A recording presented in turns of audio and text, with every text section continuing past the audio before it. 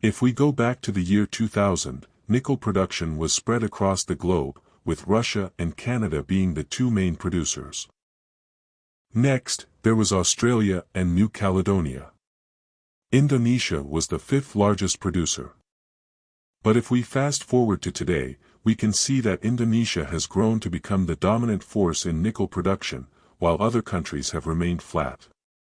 To demonstrate just how quickly Indonesia has grown, let's take an example of the Coral Bay Nickel Project in the Philippines, which was commissioned over a decade ago, and has a production capacity of 25,000 tons per year.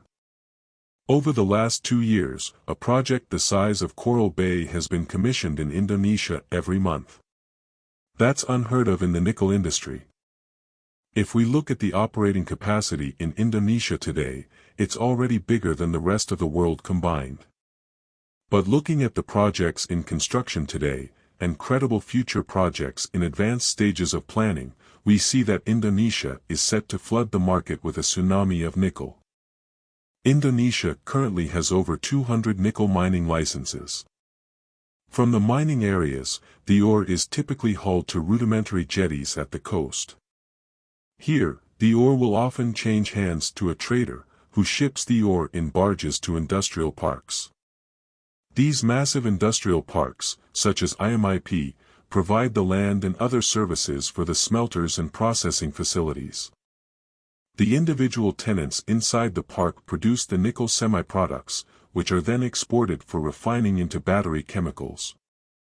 These chemicals are then sold to the gigafactories to produce batteries, which are then sold to the car manufacturers to make electric vehicles.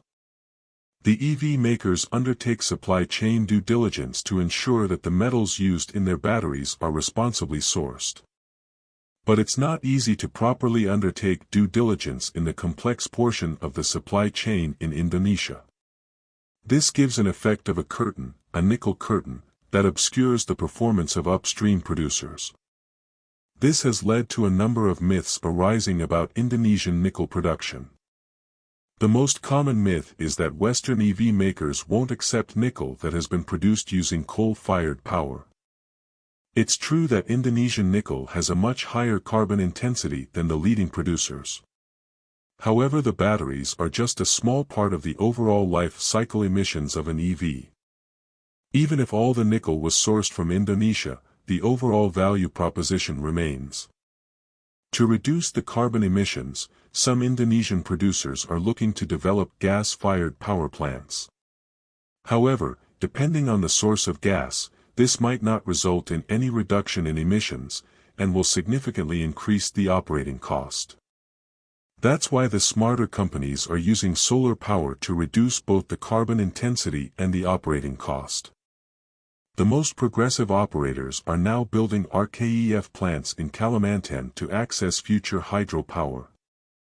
Then there are the HPAL projects, that have by far the lowest emissions. The other myth circulating is that Indonesian tailings management practices are unacceptable. There are 3 ways that tailings can be handled. We often hear that Indonesian producers are planning to dump the tailings into the sea, or that it's too wet to use dry stacks in the tropics. The fact is that the Indonesian producers are successfully using dry stacks on all the currently producing HPAL plants. However, dry stacking has some operability constraints, and so may not be the best option in every situation. So, future expansions in Indonesia might see some producers selecting tailings dams. Indonesian producers will need to manage the risks associated with these dams, which we know, from experience elsewhere, can be challenging. The high rainfall in Indonesia adds to the operating risk of tailings dams. There are also a number of active fault structures in Sulawesi, and several of these are located close to major nickel-producing regions. So, while current practice is world-class, risks may arise in future phases. Let's now move from these myths to the real emerging risks. The most important emerging risk facing the Indonesian nickel industry is biodiversity. In the mid-19th century, the naturalist Alfred Russel Wallace visited Indonesia on a remarkable journey that eventually led to the theory of natural selection and evolution.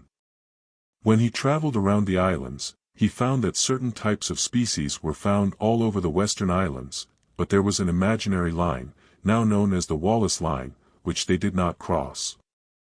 And the species on the other side of this line were of a different kind altogether.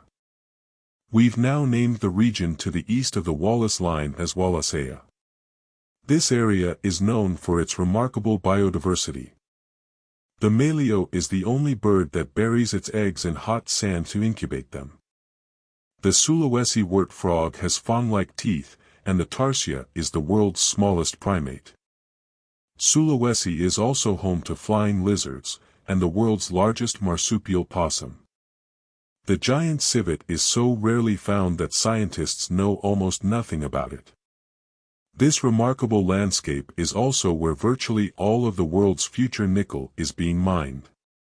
At the same time, the international community is moving to put nature and biodiversity into the conversation alongside climate change, especially after the recent landmark agreement under the Convention on Biodiversity.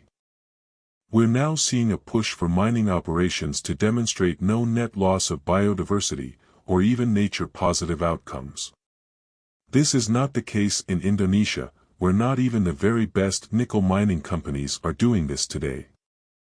This may impact the ability of Indonesian producers to sell into Western markets. The other emerging risk relates to human rights and corruption. Recently, there has been an increased presence of armed security forces on nickel sites in Indonesia. This has occurred after a string of security incidents and reports of complaints to the Indonesian Human Rights Commission. Some North American investors may be deterred, as we know that U.S. companies can be prosecuted under the Alien Tort Statute if human rights abuses are perpetrated by security forces while protecting assets. So, in summary, Indonesian nickel will be absorbed by the market, regardless of the power source, and current tailings management practices are world-class. However, the emerging risks are biodiversity, and potentially also human rights issues.